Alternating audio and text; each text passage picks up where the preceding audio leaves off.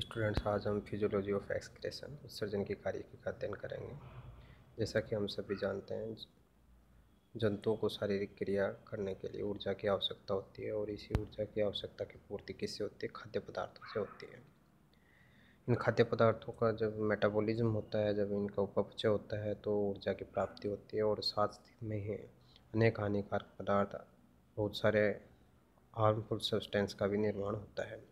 और ये जो हानिकारक पदार्थ हैं इनके उत्सर्जन की आवश्यकता होती है, इनको उत्सर्जित करना आवश्यक होता है। जैसे हम जानते हैं, कार्बोहाइड्रेट और फैट्स जो कि कार्बन, हाइड्रोजन और ऑक्सीजन से मिलकर बनी होती हैं, इनके मेटाबॉलिज्म से कार्बन डाइऑक्साइड और वाटर का निर्माण होता है। इसमें से कार्बन डाइऑक्साइड को श्वसन अंगों के द्वारा बाहर निकाल दिया जाता है, जबकि जो जल है वो शरीर की अनेक क्रियाओं में काम ले लिया जाता है। इस तरीके से हम देखें कि प्रोटीन है वो कार्बन, हाइड्रोजन और ऑक्सीजन के अतिरिक्त नाइट्रोजन भी इसके अंदर पाया जाता है। और जब प्रोटीन का उपापचय होता है तो इससे अमोनिया, यूरिया और यूरिक अम्ल का निर्माण होता है। और इन पदार्थों को शरीर से निकालने के लिए एक विशिष्ट अंग की आवश्यकता होती है, जो कि कशेरुकियों में क्या होता है?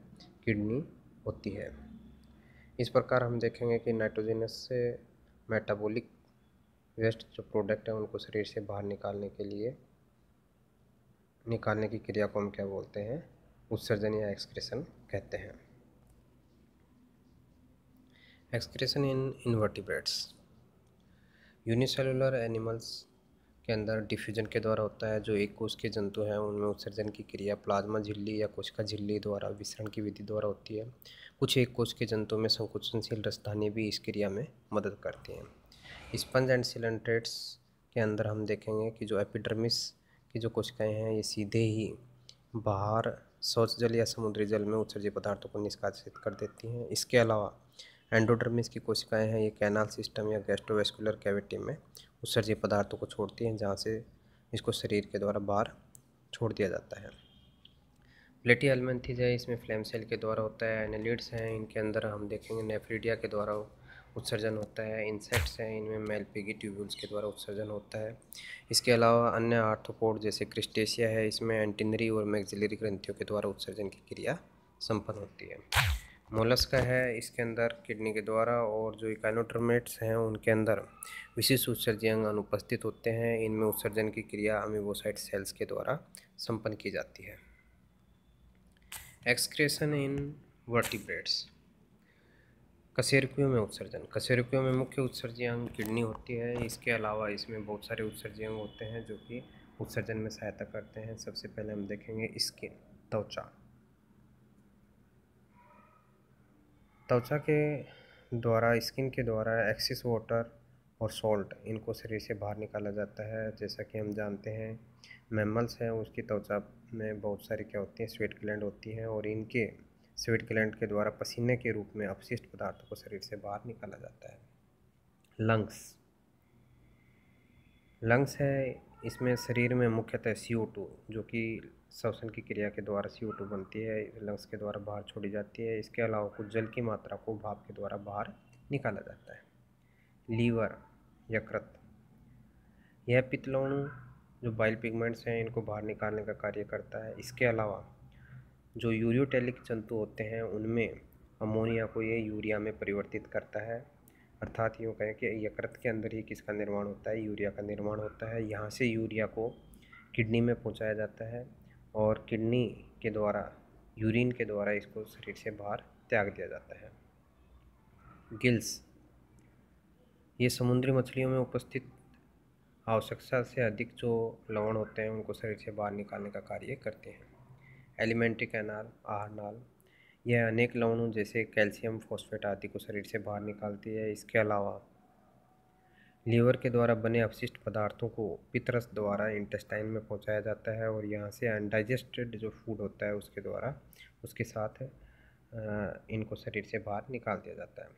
सॉल्ट ग्लैंड, लवण ग्रंथियाँ, ये कुछ समुद्री पक्षियों एवं सरीसृप रेप्टाइल्स में पाई जाती हैं जो कि शरीर में लवण की मात्रा को नियंत्रित करने का कार्य करती है। स्प्लीन, पलिया, स्प्लीन के अंदर जो डैमेज्ड RBC होती है उसको नष्ट किया जाता है, और इसमें उपस्थित रेस्पिरेटरी जो पिगमेंट्स हैं उनके विखंडन के फलस्वरूप बिलिरुबिन, बिलिवर्डिन, यूरोक्रोम आदि पदार्थ का निर्माण होता है और इन पदार्थों को डाइजेस्टिव और जो एक्सक्रीटरी सिस्टम होता है उसके द्वारा बाहर छोड़ा जाता है। किडनी, अधिकांश जो वर्टिब्रेट्स हैं उनमें मुख्य उत्सर्जी अंग किडनी होता है और एक जोड़ी किडनी पाई जाती है। ये आवश्यकता से अधिक जो जल होता है, नाइट्रोजन अपशिष्ट पदार्थ होते हैं, लवण होते हैं और अन्य पदार्थों को यूरिन के द्वारा शरीर से बाहर निकालने का कार्य करती है। नाइट्रोजन एक्सक्रेशन, नाइट्रोजन उत्सर्जन। जैसा कि हमने देखा कि प्रोटीन के उपापचय के परिणामस्वरूप क्या बनता है, अमोनिया, यूरिया और यूरिक एसिड बनते हैं और इन मुख्य नाइट्रोजन युक्त अपशिष्ट पदार्थों को